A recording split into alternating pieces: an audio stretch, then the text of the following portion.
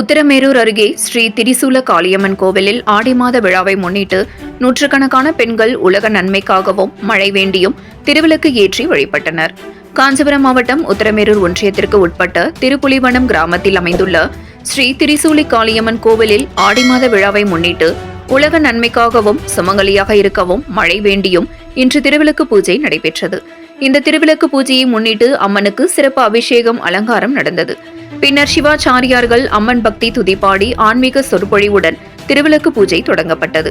இதில் நூற்றுக்கணக்கான பெண்கள் கலந்து கொண்டு குங்குமம், மஞ்சள், பூ, தேங்காய், பழம் உள்ளிட்டவைகளை வைத்து திருவிளக்கு ஏற்றி கோவிலை சுற்றி வந்து வழிபட்டனர்.